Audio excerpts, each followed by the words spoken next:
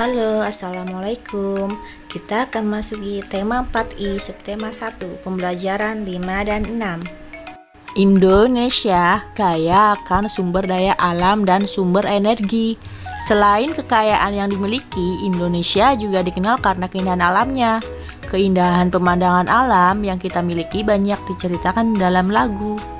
Yuk kita nyanyikan bersama lagu berjudul Memandang Alam. Memandang alam dari atas bukit, sejauh pandangku lepaskan. Sungai tampak berliku, sawah hijau terbentang, bagai permadani di kaki langit. Gunung menjulang, berpayung awan, oh indah pemandangan. Oh indah pemandangan.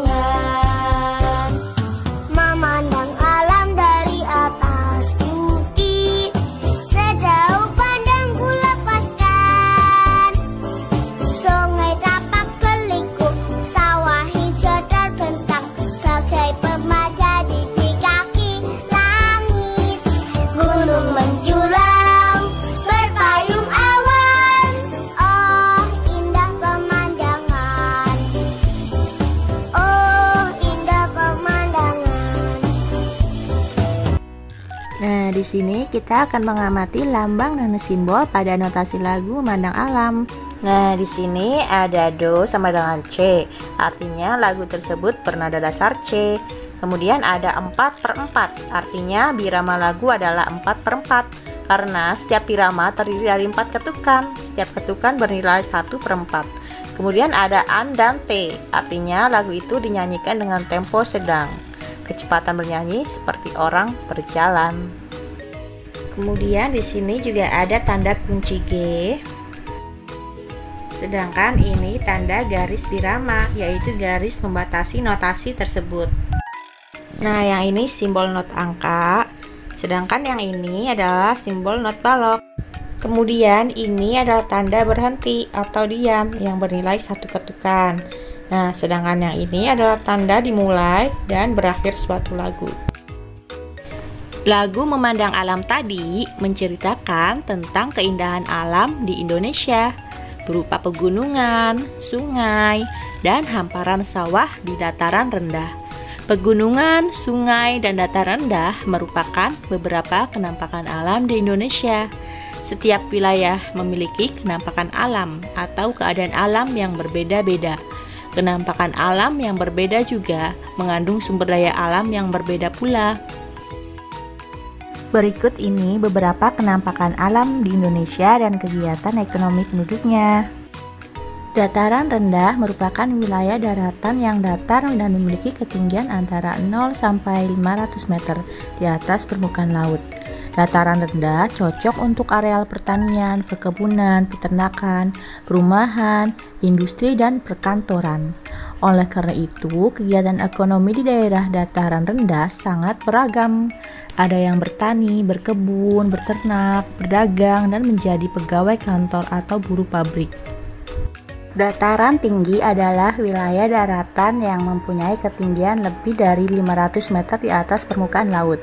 Daerah dataran tinggi memiliki suhu udara yang dingin dan sejuk, serta tanah yang subur. Sebagian besar kegiatan penduduk adalah bertani, berkebun, dan berternak. Sebagian kecil penduduk berdagang dan mengelola tempat wisata, karena daerah dataran tinggi memiliki potensi sebagai tempat wisata. Sungai dan danau.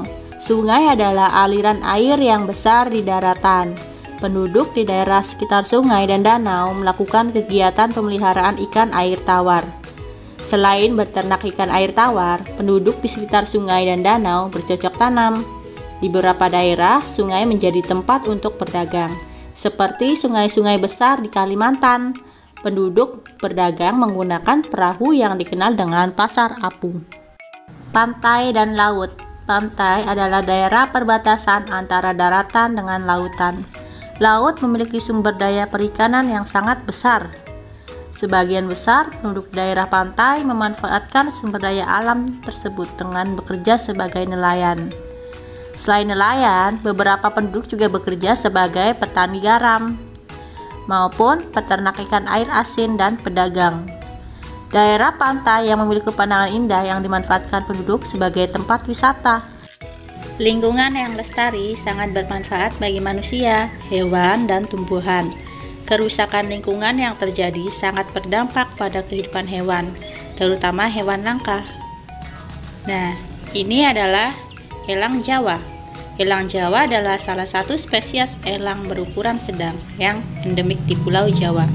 Satwa ini dianggap identik dengan lambang negara Republik Indonesia, yaitu Garuda. Sejak 1992, burung ini ditetapkan sebagai maskot satwa langka Indonesia. Habitat elang adalah hutan primer yang luas. Pembalakan liar dan konversi hutan menjadi lahan pertanian telah menyusutkan luas hutan primer di Jawa. Selain itu, elang Jawa juga terus diburu orang untuk diperjualbelikan di pasar gelap sebagai satwa peliharaan. Hal tersebut menyebabkan populasi elang Jawa menjadi sangat terancam. Keberadaan elang Jawa saat ini nyaris punah. Oleh karena itu, pemerintah menetapkannya dalam undang-undang sebagai hewan yang dilindungi. Upaya pelestarian elang Jawa terus digalakkan untuk menjaga kelestariannya. Salah satu cara pelestariannya adalah dengan menjaga habitat elang Jawa.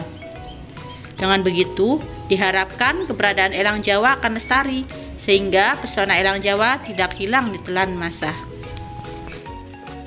Selain itu, pemerintah juga menetapkan komodo sebagai satwa nasional karena komodo ini hanya ada di Indonesia, yaitu terdapat di Pulau Komodo, Nusa Tenggara Timur.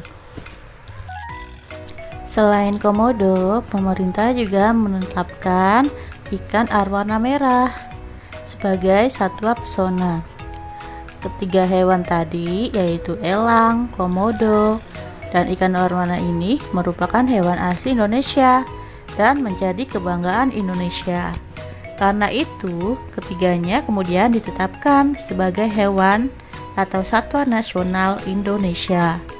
Selain hewan nasional, Indonesia juga memiliki bunga nasional. Indonesia memiliki 3 bunga nasional, yaitu bunga melati putih sebagai puspa bangsa, bunga anggrek bulan sebagai puspa pesona, dan bunga padma raksasa atau Rafflesia arnoldi sebagai puspa langka. Nah, di Indonesia juga memiliki lagu daerah yang menceritakan tentang keindahan bunga, yaitu Bunggang Jumpa. Yuk kita nyanyikan bersama.